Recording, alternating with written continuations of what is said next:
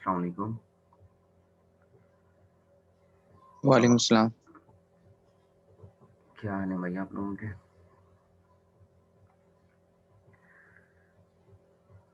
Sunday को आ रहे हैं फिर आप लोग? इंशाल्लाह सर। गुड है, गुड है। संडे को टाइमिंग देखी एलसीएल ऐप की क्या है? सर सुबह आ जाएंगे 8:40 पे, पता चल जाएगा सर। अच्छा, वैसे स्केड्यूल नहीं देखा? सर देखा है। आई थिंक मेरे ख्याल में 1:30 बजे है लैब ना। एक बजे से 2:30 बजे तक 1.5 घंटे की टोटल लैब है हमारी। सर तो इसमें दो दो ग्रुप्स मतलब एक एक करके जाएंगे या सारे एक साथ मतलब लैब परफॉर्म करेंगे? देखें, ये होगा कुछ ऐसे कि हम लोग ऑनलाइन सेशन जो है ना वो तो कंटिन्यू कर रहे हैं साथ में। आप लोग की जो लैब टाइमिंग होती है ना, वो 3 घंटे की एक लैब होती है। लेकिन क्योंकि हमारे पास अवेलेबल थे 2 दिन, और हमने उसमें जितने भी सब्जेक्ट्स हो रहे हैं, जितनी भी लैब्स कंडक्ट हो रही हैं, उन सबको कवर कराना था। तो उसमें ये डिसाइड हुआ है कि 1.5 घंटे की जो लैब होगी ना, वो टोटल हार्डवेयर बेस्ड लैब होगी। मतलब उसमें जो हमारा इनिशियल टाइम होता है ना, जिस तरह मैं जब लैब स्टार्ट करता हूँ तो आपको पहले एक थ्योरी का बैकग्राउंड देता हूँ कि वो लैब किस टॉपिक के ऊपर बेस्ड है और इसकी थ्योरी क्या है, फॉर्मूलेज क्या है। तो उसमें हमारा आधे घंटा 1 घंटे का टाइम गुजरता है। देन हम लोग लैब परफॉर्म करना स्टार्ट करते हैं। तो अभी आइडिया ये है कि हम लोग वो सारी चीज़ें ऑनलाइन ही करेंगे। मतलब हम आपको समझा देंगे ऑनलाइन। ऑनलाइन उस लैब के पीछे जो भी थ्योरी होगी वो डिफाइन कर दी जाएगी, और सॉफ्टवेयर के ऊपर वो टास्क आपको परफॉर्म करके दिखा दिया जाएगा। अब जब आप लैब में आएंगे ना 1.5 घंटे में, तो वो आएंगे सारे स्टूडेंट्स ही एक साथ, सही है। लेकिन वो करेंगे सिर्फ हार्डवेयर डायरेक्टली, क्योंकि आप लोग को थ्योरी मालूम होगी, उसके पीछे फॉर्मूला मालूम होगा। आपको जस्ट हार्डवेयर के बारे में थोड़ा सा इंट्रोडक्शन बता दिया जाएगा कि आपने कौन कौन सा हार्डवेयर इसमें यूज़ करना है, और उसके बाद आप उस लैब को परफॉर्म करोगे। तो मेरे ख्याल में फिर 1.5 घंटा इनफ टाइम है जिसमें एक लैब आराम से परफॉर्म हो सकती है। तो हम कोशिश ये करेंगे संडे वाली लैब के अंदर के पहले मैं आपको, अभी तक हमने जितनी भी लैब्स की हैं उसमें जो जो हार्डवेयर हमने यूज़ किया, उस हार्डवेयर से रिलेटेड जितना इन्फॉर्मेशन मैं आपको दे सकूँ वो दे दूंगा। उसके बाद इट्स डिपेंड ऑन यू कि आप उस 1 से लेके 4 लैब तक कोई भी एक टास्क दोबारा परफॉर्म करना चाहें। मैं तो बोलूँगा ये टास्क लैब 4 के ही कर लेना कोई सा भी, वरना कोई सा भी टास्क जो आप खुद से हार्डवेयर में परफॉर्म करके देखना चाहें तो वो आप कोई भी टास्क कर सकते हैं। तो ओवरऑल ये गेम होगी कुछ। कोई कंफ्यूजन इसमें?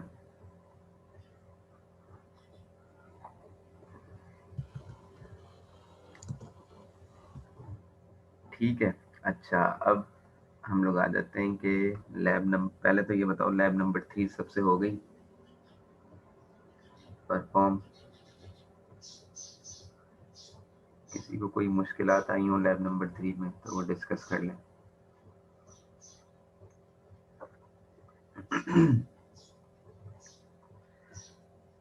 अच्छा नहीं है, तो अब हम आ जाते हैं कि हमने लैब नंबर 4 हमारी है क्या, और इसमें हमने क्या क्या चीज़ें करनी है। स्क्रीन शेयर हो जाए तो बताना।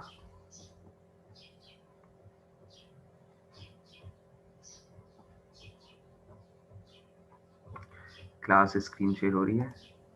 सर हो रही है। अच्छा भाई, लैब नंबर 4 जो है वो हमारी है implement and experimentally verify the nodal analysis theorem. अब थ्योरी में आप लोग different different circuit solving techniques पढ़ रहे हैं, जिसमें हमने सबसे पहले KCL KVL भी अप्लाई किया। अब हमारे पास जो नेक्स्ट टेक्निक है वो नोडल एनालिसिस थ्योरम है।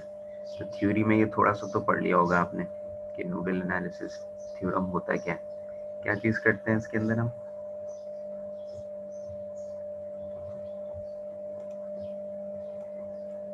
नोडल एनालिसिस थ्योरम के अंदर हम लोग सर्किट कैसे सॉल्व करते हैं, क्या करते हैं?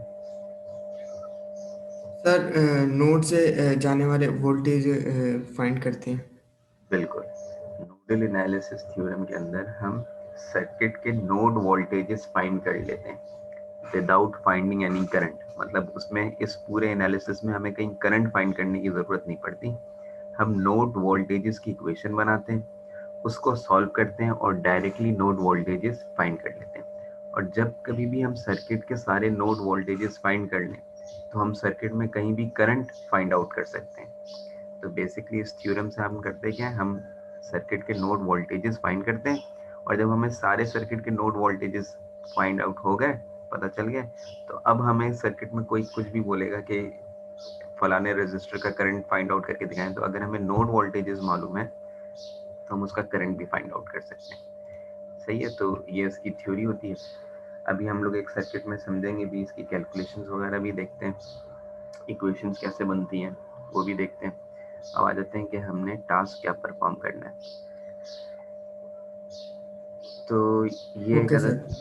एक अदद हमारे पास एक सर्किट है। सही है, इस सर्किट में इसने दो सप्लाईज लगाई हुई हैं जिसको नाम दिया हुआ है V1 और V2।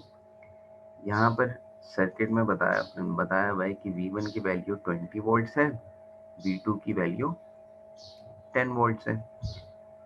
उसके अलावा सर्किट में R1, R2, R3, R4, R5 की रेजिस्टर्स लगे हुए हैं और ये वैल्यूज उसकी डिफाइन हुई हुई हैं। R1 इज 3.3 के, R2 2.2, R3 820, इसी तरह 1.4 और 470 ohms। अब ये हमसे ये कह रहा है कि apply nodal analysis to this circuit. Nodal analysis हमने इस सर्किट के ऊपर अप्लाई करना है और दो इक्वेशंस निकालनी है। अब पहले तो मुझको ये बताओ कि इस सर्किट में कौन कौन से आपको नोड्स नजर आ रहे हैं। वैसे यहाँ पर लिखा हुआ भी है, लेकिन और कोई आइडेंटिफाई करना चाहे? सर नोड ए और नोड बी अवेलेबल है। नोड ए और नोड बी अवेलेबल है। अच्छा, नोडल एनालिसिस जब आप करते हैं तो एक रेफरेंस नोड भी होता है ना कोई, वो कौन सा है? या इस सर्किट में एक और नोड होता है जिसपे जीरो पोटेंशियल होता है, सर ग्राउंड। वो ग्राउंड का सर नोड है। वो तो यस सर। सही है, और वो यहाँ पर है सर्किट में, ये लिखा हुआ है, ये ग्राउंड का सिंबल होता है। और जहां भी ग्राउंड का नोड आ जाए इसका मतलब ये होता है कि वो 0 वोल्ट है, 0 पोटेंशियल है उसका। सही है, ग्राउंड का मतलब यही होता है। ठीक है, तो हम जो भी कैलकुलेशन करेंगे वो इस रेफरेंस नोड्स को देख के कैलकुलेशन करते हैं। अच्छा, नोडल एनालिसिस सॉल्व करने के लिए जो हम एक टेक्निक यूज करते हैं वो कौन सी होती है? नोडल एनालिसिस में हम KCL यूज करते हैं, KVL यूज करते हैं?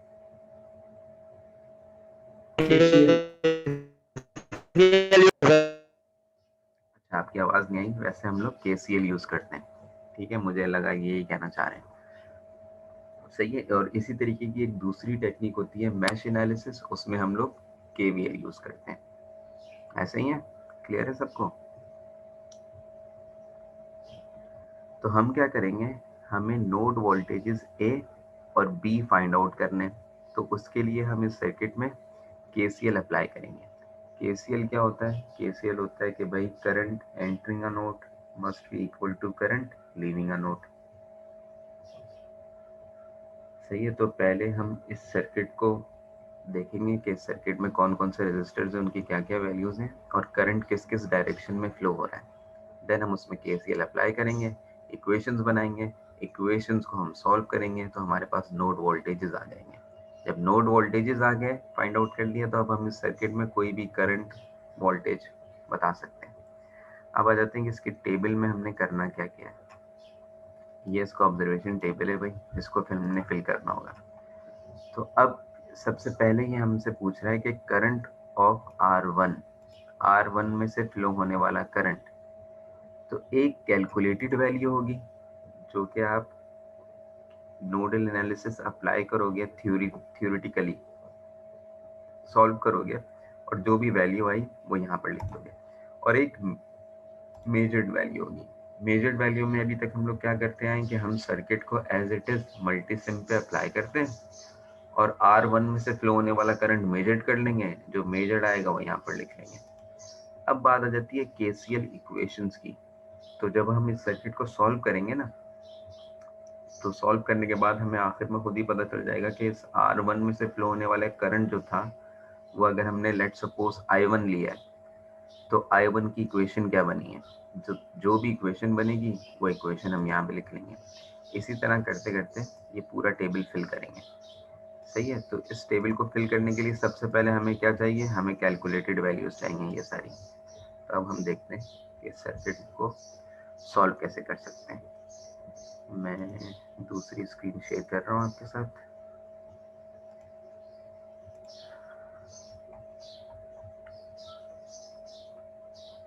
स्क्रीन शेयर हो जाए तो बताना।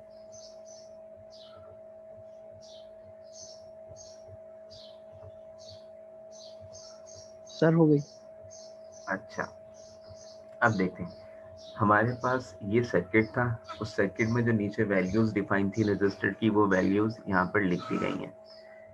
इसको रिप्रेजेंट कर रहा है R1 को। R1 3.3 किलो ओम्स डिफाइन था। इसी तरह R2, R4, 3 और 5 ये सारे रजिस्टर की वैल्यूज लिखी हुई हैं। करंट की डायरेक्शंस डिफाइन नहीं थी। करंट की डायरेक्शंस हम क्योंकि एनालिसिस करते हैं खुद से, तो हम सर्किट में फ्लो होने वाला करंट खुद से डिफाइन करेंगे। तो अब मैं एज्यूम कर लेता हूँ कि यहाँ पर मेरे पास दो सोर्सेज लगी हुई थी और नीचे मेरे पास ग्राउंड पोटेंशियल है। मैं एज्यूम कर लेता हूँ इसमें से फ्लो होने वाला करंट I1 है, उसकी डायरेक्शन मैंने बना ली। अब जब करंट इस सप्लाई से निकला तो I1 3.3 किलो ओम रेजिस्टर जो कि R1 है इसमें से फ्लो हो गया, इस पॉइंट पर पहुंचा। तो यहाँ पर पहुंचने के बाद करंट के पास दो पाथ थे।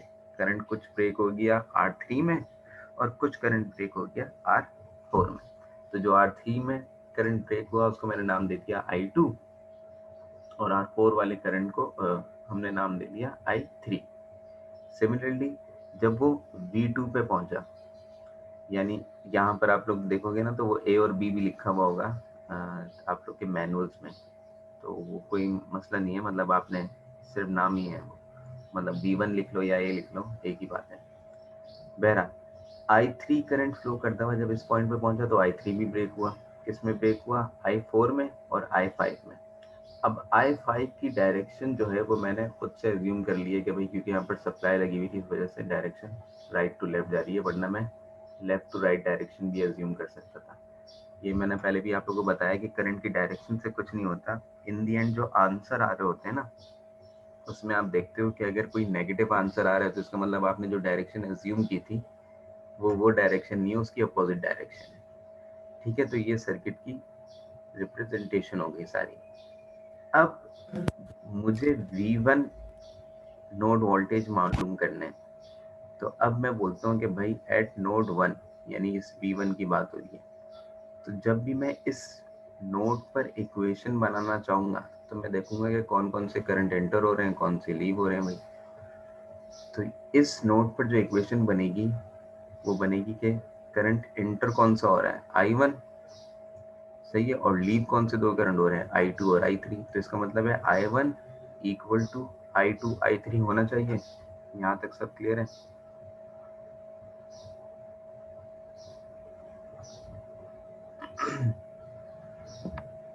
हाँ भाई, फॉलो कर रहे हो साथ? Yes sir. Yes sir. ठीक है, अब जब ये इक्वेशन हो गई कि I1 is equal to I2 I3, अब I1 की इक्वेशन क्या होनी चाहिए? तो अब मैं इस पॉइंट पर आऊंगा, मैं बोलूंगा भाई I1 की इक्वेशन क्या है। तो सबसे पहले I1 जिस नोड से गुजर रहा है उस नोड पर आपको वोल्टेजेस मालूम होने चाहिए। तो यहाँ इसका वोल्टेज तो मुझे मालूम नहीं है, तो मैंने लिख दिया कि भाई ये तो V1 ही होगा। लेकिन मुझे ये मालूम है कि यहाँ पर एक सप्लाई लगी हुई है जो कि 20 वोल्ट्स की सप्लाई है। ठीक है, तो I1 किसके बराबर होगा? तो अगर मैं कर दूं कि 20, यानी ये हायर पोटेंशियल है, 20 माइनस V1 डिवाइडेड बाय 3.3। देखो ओम्स लॉ क्या होता है, Ohm's law is equal to V is equal to IR होता है। अगर मुझे I फाइंड आउट करना है तो V ओवर R। तो इसका मतलब इस रेजिस्टर में से फ्लो होने वाला करंट I1 है, तो मुझे इस रेजिस्टर का अगर वोल्टेज मालूम हो गया तो रेजिस्टेंस मालूम है तो I मालूम कर सकता हूँ। तो अब वोल्टेज कैसे फाइंड होगा, तो इसके दो पोटेंशियल है, एक पोटेंशियल इस टर्मिनल पर है, एक पोटेंशियल इस टर्मिनल में। तो मैंने इस पोटेंशियल को इससे माइनस करा दिया, डिवाइड में 3.3 के लिख दिया। तो जो सॉल्व होने के बाद आंसर आएगा वो मेरे पास I1 होगा। तो इस I1 को जो यहाँ पर लिखा हुआ है, इसकी इक्वेशन में लिख सकता हूँ कि 20 माइनस V1 डिवाइडेड बाय 3.3 के। ठीक है, यहाँ तक तो मेरे ख्याल में इतनी कैलकुलेशन तो तुम लोग करते होगे, तो ये क्लियर होगा। जी सर। सही है। अब देखो, ये हमने I1 की इक्वेशन निकाली है। तो अब आप अगर अपने ऑब्जर्वेशन टेबल में जाएं तो वो वहां पर आपके पास केसीएल इक्वेशन लिखी हुई थी। तो अब अगर करंट ऑफ R1 जो है वो I1 था, तो उसकी इक्वेशन यहाँ पे लिख सकते हो 20 माइनस V1 डिवाइडेड बाय 3.3 के।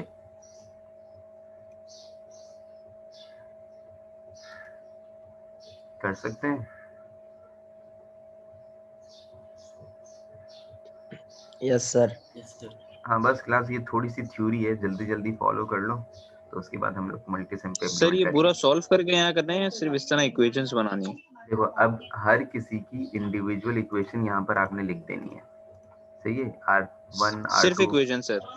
हाँ सुन तो लो, R1 R2 R3 R4 R5 तक आपने लिख दी। अब उसके बाद इन दी एंड जो है ना, केसीएल से ही नोड वोल्टेजेस ए और बी की भी इक्वेशन निकलेंगी दो, जिसको साइमल्टेनियसली सॉल्व करने के बाद आपके पास वोल्टेजेस आते हैं। सही है, तो वो दो इक्वेशंस भी यहाँ लिख लोगे, नोड ए की इक्वेशन, नोड बी की इक्वेशन। ठीक है। उसके बाद इन दो इक्वेशन जब आपके पास आ गई, तो वी ए बी का मतलब मैंने लास्ट लैब में बताया था क्या होता है। वी ए बी का मतलब होता है नोड वोल्टेज ए माइनस नोड वोल्टेज बी। तो इस पूरी इक्वेशन में से ये पूरी इक्वेशन माइनस करके यहाँ लिख देना। तो ये हो गई इन सब की इक्वेशंस। बाकी इन इक्वेशंस को सॉल्व जब करोगे ना, तो यहाँ पर आपके पास कैलकुलेटेड वैल्यू आएगी, तो वो फिर यहाँ लिखनी है। तो इसका मतलब है कि सॉल्व हमने पूरा ही करना है। सही है। और इक्वेशंस यहाँ पर इसके रिस्पेक्टिव इक्वेशंस लिखते जानी है, और जब इन दी एंड आप पूरा क्वेश्चन सॉल्व कर लोगे, तो वो इक्वेशन जो भी कैलकुलेटेड वैल्यू बना रही होगी, वो वैल्यू आप यहाँ पे लिख देंगे। ठीक है, अब आगे चलते हैं कि भाई सिमिलरली I2 क्या है। I2 इसमें से फ्लो होने वाला करंट है। तो मैं बोल सकता हूँ कि भाई इसके एक टर्मिनल पे वोल्टेज V1 है और दूसरे टर्मिनल पे क्या वोल्टेज है? 0। तो इसका मतलब है V1 minus 0 divided by 820 ohms. तो V1 माइनस 0 लिखने की जरूरत नहीं थी, डिवाइडेड बाय 820 ओम्स। ठीक है। सिमिलरली I3 के एक तरफ है V1 और दूसरे टर्मिनल पर है V2। तो हमने कर दिया V1 minus V2 divided by I3, जिस रेजिस्टर में से फ्लो हो रहा था वो 1.2 के है, तो 1.2 के लिख दिया हमने। ठीक है, यहाँ तक इस इक्वेशन बन गई हमारे पास, सबको क्लियर है? कोई मसला इसके अंदर? अच्छा, अब जो एक मसला मुझे लगता है, जो लास्ट टाइम भी मैं जब क्वेश्चन सॉल्व कर रहा होता ना, तो आप लोग यूनिट का थोड़ा ख्याल नहीं करते। मतलब मैं पूछता हूँ कि क्या वैल्यू, वही कैलकुलेटर से कैलकुलेट करके बताओ, तो लोग अलग अलग वैल्यूज बता रहे होते हैं। तो भाई ये जो जिस रजिस्टर के साथ अगर के लगा हुआ है ना, तो इसका मतलब है कि ये 3.3 किलो ओम्स है। और किलो का मतलब क्या होता है? 10 की पावर 3। तो हमेशा इस कैलकुलेशन में ना, अब ये सारी चीजें एक साथ लेके चलना। मतलब ऐसा नहीं है कि अगर यहाँ पर 820 लिखा हुआ है तो बाकी पूरी चीज 820 से कर रहे हो, और यहाँ पर 3.3 के लिखा हुआ है तो आपने ये के को कैलकुलेशन में रखा ही नहीं, 3.3 से सॉल्व कर दिया, तो आंसर सही नहीं आएगा। या तो इसको भी के में कर लो। इसका एक तरीका ये होता है कि आप इस वैल्यू को भी, जो 820 ओम्स लिखा हुआ है, इसको आप लिखो 0.82। सही है, 0.82 किलो। तो अब आपको हर दफा के लिखने की जरूरत नहीं है। क्यों? क्योंकि आप सारे यूनिट आपने सेम कर लिए ना, तो आपको मालूम है कि भाई मैंने सारे रजिस्टर जो है वो किलो में ही लिखे हुए हैं। तो अब आपको 10 की पावर 3 लिखने की जरूरत नहीं, अगर आपने इस वैल्यू को चेंज कर लिया। ठीक है। लेकिन अगर चेंज नहीं करते हैं तो आपको क्या करना होगा, 3.3 किलो लिखना होगा, यानी 3.3 एक्सपोनेंट 3 और उसके बाद 820 ओम्स सिर्फ, और फिर 1.2 एक्सपोनेंट 3। तो कैलकुलेशन में यूनिट का ख्याल रखा करो, अगर यूनिट्स मतलब सेम नहीं डालोगे तो फिर आंसर सही नहीं आता, और अगर सेम नहीं डाल रहे हो तो एक पूरी पूरी वैल्यू लिखो, 3.3 एक्सपोनेंट की पावर 3। अच्छा, अब हमने यहाँ पर कर लिया। इसके बाद अब हम इस इक्वेशन को फर्दर सिंप्लीफाई कर रहे हैं इन दोनों टर्म्स को। तो हमें मालूम है कि हम भाई दो टर्म्स फ्रैक्शन में प्लस हो रही हैं, एलसीएम लो या फिर क्रॉस मल्टीप्लिकेशन करा दो। तो यहाँ पर क्रॉस मल्टीप्लिकेशन हो रही है, डिनोमिनेटर में जो दो चीज़ें लिखी हुई हैं वो दोनों मल्टीप्लाई करके लिख देते हैं। फिर इस टर्म में देखते हैं कि भाई 820 ऑलरेडी आ रहा है, तो इसको, ये सिंपल मैथमेटिक्स बता रहा हूँ, मेरे ख्याल में बताने की जरूरत नहीं होनी चाहिए। 1.2 के को v1 से मल्टीप्लाई करा दिया है और इस पूरी टर्म को 820 से मल्टीप्लाई करा दिया है, ठीक है। फिर इसको हमने सॉल्व किया। इसको सॉल्व करने के बाद एक आपके पास आंसर आएगा 0.984। अब ये क्या लिखा हुआ है, ये हम क्या चीज़ है बताओ। Mega sir. सर ये मेगा। तो अब मुझे अंदाजा हो रहा है कि थोड़े बहुत आप लोगों ने कैलकुलेशन की भी है, तो इतना अंदाजा है। और मेगा क्या होता है, 10 की पावर 6। तो बस सही है। इस पूरी टर्म को उठा के फिर वहां फेंक दिया, 3.3 के को यहाँ फेंक दिया, मल्टीप्लाई करा दिया। इन दी एंड आपके पास ये इक्वेशन बनी। अब आपके पास जो एक फाइनल इक्वेशन आ जाएगी, वो कुछ फाइनल इक्वेशन, इसको फर्दर सॉल्व करोगे, मैं ये भी भेज दूंगा तुम लोगों को। तो फाइनल इक्वेशन आपके पास ये बनेगी, 2.318 के v1 minus 820 v2 is equals to 5.96 kilo. इसको आपने नाम दे दिया कि ये इक्वेशन 1 है। फर्दर इससे सॉल्व नहीं हो सकती, ये हमने सिंप्लीफाई कर दिया बिल्कुल, ठीक है। तो इक्वेशन 1 आ गई। सिमिलरली यही सारी चीजें स्टेप्स हम दोहराएंगे इक्वेशन 2 के लिए। इक्वेशन 2 में क्या चीज फाइंड आउट करेंगे, इसमें हमने v1 फाइंड आउट किया, यानी नोड वोल्टेज a के लिए हमने इक्वेशन बनाई है। और अब उसमें हम लोग नोड वोल्टेज b पे जो भी इक्वेशन बनेगी वो इक्वेशन लिखेंगे। तो यहाँ पर हमने लिखा हुआ है भाई एट नोड वोल्टेज 2, या फिर b या फिर v2, कुछ भी लिख सकते हो आप। अब हम देख लेते हैं उस नोड वोल्टेज पे क्या क्या दो करंट इंटर हो रहे हैं। इस नोड की बात हो रही है, तो इसमें कौन से दो करंट इंटर हो रहे हैं, i3 और i5, और लीव कौन सा हो रहा है, i4। तो हम देख लेते हैं, ये लिखा हुआ है भाई दो करंट एंटर हो रहे हैं, तो सम के साथ लिख दिया। लीव कौन सा हो रहा है, i4, तो इसका मतलब इन दोनों का सम इसके इक्वल होना चाहिए। फिर हमने इसके रिस्पेक्टिव इनकी इक्वेशंस बना ली। इनकी इक्वेशंस बनाने के बाद इसको फर्दर सॉल्व किया। ये फर्दर सॉल्व हुआ है तो आपके पास एक इक्वेशन आ गई, इक्वेशन 2, जो कि ये लिखी हुई है आपके पास, सही है। जब आपके पास दो इक्वेशंस, दो वेरिएबल्स हैं तो सॉल्व हो सकता है। अभी हमारे पास दो वेरिएबल्स थे ना सर्किट में, v1 और v2, नोड वोल्टेज a और नोड वोल्टेज b हमें नहीं मालूम था, तो हमने KCL अप्लाई किया।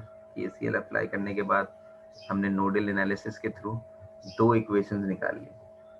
तब हमारे पास दो इक्वेशंस हैं, दो वेरिएबल्स हैं, सॉल्व हो सकता है ना भाई।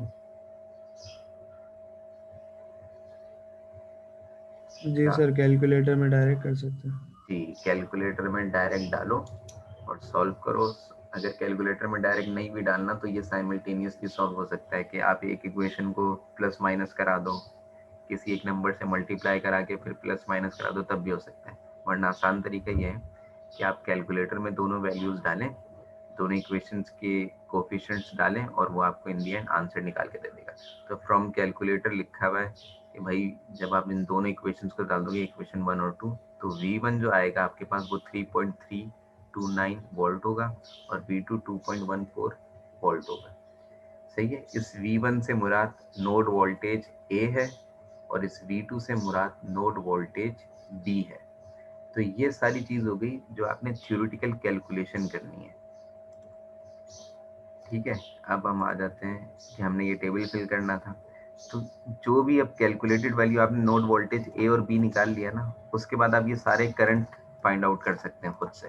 मतलब जो भी इक्वेशन लिखी भी होगी ना, उस इक्वेशन में ये वाले वोल्टेजेस जो भी आए 3.1 और 2.14, वो वोल्टेज डायरेक्ट उस इक्वेशन में डालना, तो यहाँ पर आपके पास कैलकुलेटेड वैल्यू आ जाएगी।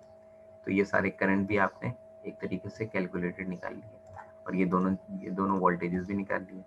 ये लिखा हुआ है कि VA में से VB के वोल्टेजेस माइनस कर देना, वो यहाँ पर आ जाएगा।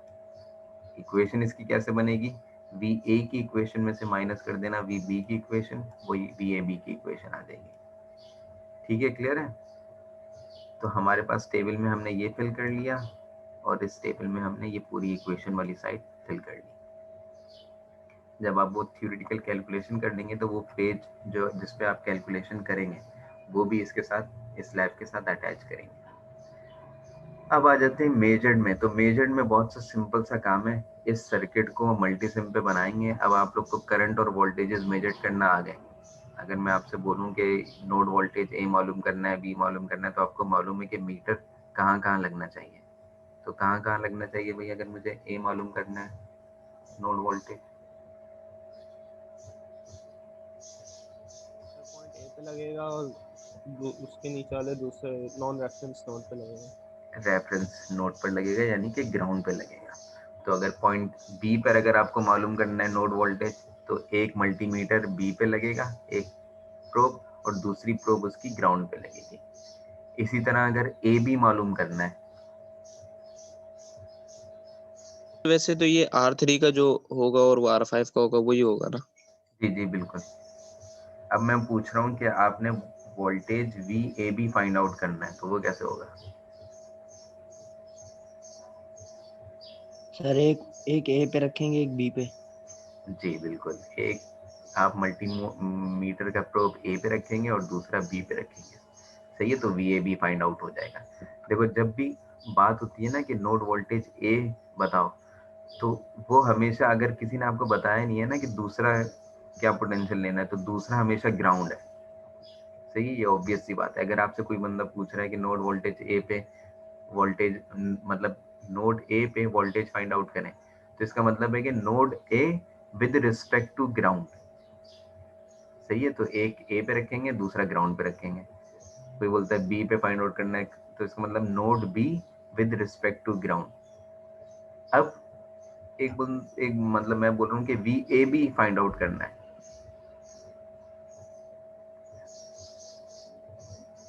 ये एंड होगी मीटिंग। चलो, अगर मीटिंग एंड हो ना तो मैं एक और लिंक शेयर करूंगा, उस पर सब दोबारा से ज्वाइन कर लेना। ये हो सकता है कि मैंने लाइसेंस वर्जन नहीं है, तो 10 मिनट बाद ख़त्म हो जाए मीटिंग ना, तो हम दोबारा से रिन्यू कर लेंगे। ठीक है क्लास? अच्छा, अब तो वी ए बी अगर हमने फाइंड आउट करना है तो ए बी में रखेंगे। तो अब हम इसको मल्टीसिम पे इम्प्लीमेंट कर लेते हैं।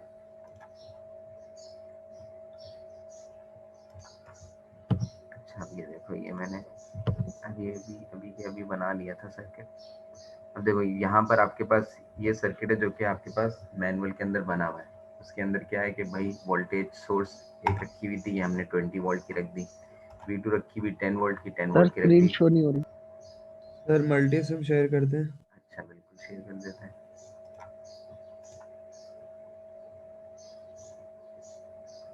शेयर हो जाए तो बताना। हो गया सर। हो गया सर। अच्छा, अब हमने जो सर्किट हमारे पास मैनुअल में बना हुआ था, उसी सर्किट को हमने यहाँ पर मल्टी सिम पे इम्प्लीमेंट किया है, और जो भी रजिस्टर की वैल्यूज रखी थी वो वैल्यूज रख दी है। अब ये मेरे पास नोड ए था और ये नोड बी था। तो नोड ए के वोल्टेजेस अगर मुझे फाइंड आउट करने हैं तो मैं एक मीटर लूंगा, मीटर को मैं यहाँ लगाऊंगा, एक प्रोब में लगाऊंगा नोड ए पे, और दूसरी कहाँ लगाऊं भाई? दूसरी लगाऊं ग्राउंड पर। ठीक है, चाहूँ तो मैं यहाँ भी लगा सकता था, चाहूँ तो यहाँ भी लगा सकता था। अब इतनी चीज़ तो मेरे ख्याल में आप लोगों को समझ में आ चुकी होगी। इसको डबल क्लिक करूँ, वोल्टेज मेजर कर रहा हूँ, डीसी वोल्टेज, तो ये आ जाएगा मेरे पास नोड ए का वोल्टेज। अब मैं एक और मीटर लूँगा। सर जी सर जी सर यहाँ पे ऊपर ये वोल्टेज के लिए अलग से प्रॉप्स भी आती है ना, ये यूज कर सकते हैं? बिल्कुल यूज़ कर सकते हैं, लेकिन बस कल, क्योंकि वो प्रोब वगैरह ना हमारे पास लैब में मौजूद नहीं होती, ये तो सॉफ्टवेयर में आसानी के लिए ना। लैब में हमारे पास सिर्फ मल्टीमीटर होगा, कल आप लोग मल्टीमीटर की भी शक्ल देख लेंगे। कि मल्टीमीटर कैसा होता है, कैसे वोल्टेज वगैरह मेजर करते हैं परसों। ठीक है भाई, यस सर। तो आपकी मर्जी, आप ऊपर प्रोब यूज करो या मल्टीमीटर यूज करो। मैंने मल्टीमीटर यूज कर लिया ताकि आपको ये मालूम हो कि वोल्टेजेस कैसे किस किस नोड पे फाइंड कर रहे हैं। तो ये हो गया। और VA भी फाइंड आउट करना है, तो एक लगाऊंगा, चलो अभी थोड़ा गंद हो जाएगी, कचरा मच जाएगा, तो अभी नहीं करते। बस अब इसको प्ले कर लेते हैं। इसको प्ले करने के बाद अब देखो, जो कैलकुलेशन से आप लोगों ने निकाला था 3.3 वोल्ट नोड ए का वोल्टेज, ये अब आपके पास मेजर्ड वोल्टेज आ गया। ठीक है, और 2.14 वोल्ट आपने कैलकुलेटेड निकाला था नोड बी के लिए, तो नोड बी के ये मेजर्ड वोल्टेज आ गए। तो इन दोनों वैल्यूज को भी उस टेबल में फिल कर लेंगे। तो एक तरफ आपकी कैलकुलेटेड वैल्यूज होंगी, दूसरी तरफ आपकी मेजर्ड वैल्यूज होंगी, और इन दोनों में कोई इतना डिफरेंस आना नहीं चाहिए। और ये सॉफ्टवेयर है, तो सॉफ्टवेयर में तो बिल्कुल ही डिफरेंस समझो ना होने के बराबर हो, यानी 2 डिजिट्स बाद 1 डिजिट बाद कोई डिफरेंस आना चाहिए। लेकिन जब इसी चीज़ को आप हार्डवेयर पे करेंगे ना, तो लाजमी सी बात है कुछ ना कुछ डिफरेंस आएगा। वो ज़रूरी नहीं है ये 2.14 अगर आपके पास कैलकुलेटेड वैल्यू आ रही है, तो हो सकता है यहाँ पर आपके पास आ रहा हो 1.9 या आ रहा हो 2.3। सही सर है। रेजिस्टर भी तो इसकी रेजिस्टेंस भी तो पूरी नहीं होती ना रेजिस्टर की। जी, उसी वजह से डिफरेंस आता है, उसी वजह से डिफरेंस आएगा। आप देखो, अगर ये 3.3 किलो ओम का ना, तो ये एग्जैक्टली 3.3 किलो ओम का रेजिस्टर है। जब लैब में आप लेंगे ना ये 3.3 किलो ओम का रेजिस्टर, वो 3.3 किलो ओम प्लस 5% टॉलरेंस के साथ मिलेगा आपको। मतलब वो 3.3 भी हो सकता है, 3.4 भी हो सकता है, 3.2 भी हो सकता है।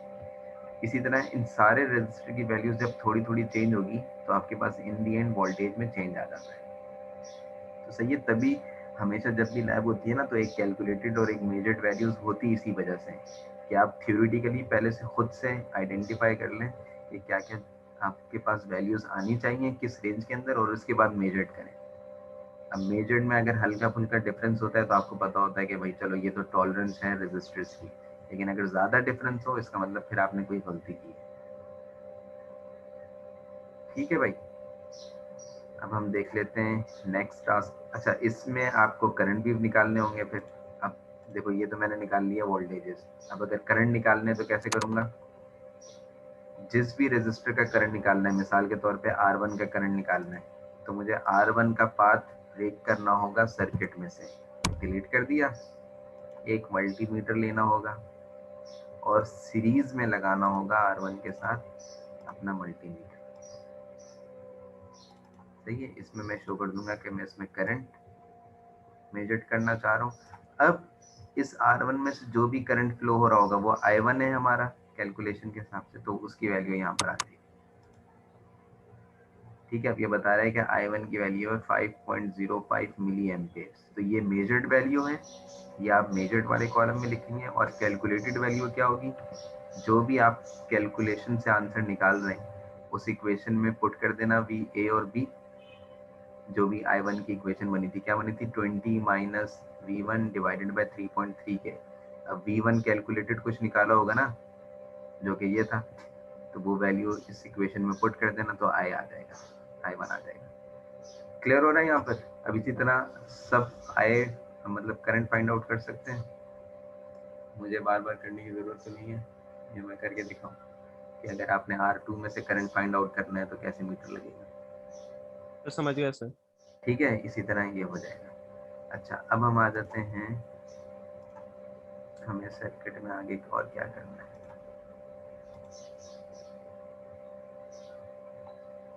ठीक है, ये पूरा टेबल आप लोगों ने फिल कर लिया। अब टास्क 2 में क्या है कि एक सर्किट आपको डिफाइन किया हुआ है। केसीएल इक्वेशन में कैसे लिखना है? केसीएल इक्वेशंस कैसे लिखनी है यार, अभी तो बताया है इतनी कैलकुलेशन करके। तो ऐसा मिस हो गया। आपने अभी ज्वाइन किया है, चलो इसकी देख लेना रिकॉर्डिंग। वैसे हमने ये शेयर किया था, सही है। ये इसका सर्किट था। इस सर्किट में जब हमने नोडल एनालिसिस अप्लाई किए, तो अप्लाई करने के बाद कुछ स्टेप्स होते हैं, जो हमने पहले स्टेप में सिर्फ ये देखा कि इस नोड पे करंट कौन सा एंटर हो रहा है, लीव हो रहा है। ये सब तो सही है, यानी बस पिक्स लगा दें नीचे, वो उस कॉलम में कुछ फिल नहीं करें खुद। पिक्स नहीं लगा दें, उसमें इक्वेशन लिखे ना आप। देखो इधर अब ये यहाँ पर कह रहा है कि R1 की KCL इक्वेशन क्या होनी चाहिए। अभी मैंने बताया R1 की KCL इक्वेशन होगी 20 माइनस V1 डिवाइडेड बाय 3.3 के। इस सर्किट को देख के नजर आ रहा है मुझे। क्यों? क्योंकि इस R1 की वैल्यू 3.3 के है और ये सप्लाई आपके पास वोल्टेज 20 है। इस नोड पे मैं कंसीडर कर रहा हूँ कि ये V1 है या VA है, आपकी मर्जी है जो भी लिखो। तो 20 माइनस VA डिवाइडेड बाय 3.3 के, ये I1 की इक्वेशन हो गई। सही है। और जब थ्योरेटिकल एनालिसिस के थ्रू आप VA मालूम कर लोगे, यानी ये वाला नोड मालूम कर लोगे, तो आप अब ये 20 माइनस VA की जगह उसकी वैल्यू रख देना 3.3 डिवाइडेड बाय 3.3 के। तो जो भी आंसर आ रहा होगा वो आपके पास I1 होगा कैलकुलेटेड, वो I1 कैलकुलेटेड यहाँ पे लिख देना। Okay sir. ठीक है। वैसे सर मसला तो कोई नहीं है, लेकिन बात यह है कि वो एक ही इक्वेशन आप सामने लिखवा भी रहे हैं, उसके बाद वो पिक्चर भी डालेंगे, अजीब भी लगेगा। अजीब नहीं लगेगा, इससे आप असल में ना मतलब वो कर पाएंगे, रिलेट कर पाएंगे कि ये R1 के लिए कौन सी इक्वेशन है। वरना क्या यार, सॉल्व करके आप डायरेक्टली डाल दो। लेकिन लैब का मतलब क्या है कि लैब का मतलब ही यही है ना कि जो थियोरेटिकली सॉल्व कर रहे हो वो आप प्रैक्टिकली कहाँ इम्प्लीमेंट कर रहे हो ये तो पता हो। तो अगर आपको मालूम होगा कि मैंने R1 के लिए क्या इक्वेशन बनाई और उससे क्या रिजल्ट आया, और फिर मेजर जाके R1 ही करोगे, R1 का करंट, तो रिलेट कर पा रहे हो ना आप चीजें आपस में। जी सर, ये भी सही है। तो ऐसे ही होता है, मतलब ये सही है क्या, मतलब हम लैब में करते ही हैं। तो सर I1 I2 और I3 की इक्वेशंस लिखनी है वहां पे, और बाद में उनमें वैल्यूज डाल के मतलब बस उनकी वैल्यू कैलकुलेटेड लिख देनी है। देखो यहाँ पर ओके इक्वेशंस लिखते रहोगे, सबकी जो भी रिस्पेक्ट से जो भी इक्वेशन बनेगी, और जब इन दी एंड आप नोड वोल्टेज ए और बी मालूम कर लोगे ना, वो यहाँ पर लिखोगे, ये कैलकुलेटेड वैल्यूज हो गई। अब ये वाले वोल्टेजेस उठा के इस इक्वेशंस में डालते रहो, जो आंसर है वो यहाँ लिखते रहो। क्या मुश्किल है इसमें? अच्छा, सर। मीटिंग दोबारा से ज्वाइन कर लो, हो सकता है मीटिंग जो है वो खत्म हो जाए अभी ना, तो दोबारा से ज्वाइन कर लेना। सर ये हम मल्टी सिम पे करेंगे या वो संडे को करेंगे? या आप लोग अभी मल्टी सिम पे करेंगे, जिस तरह मैंने दिखाया सर्किट बना हुआ। जी सही है। ये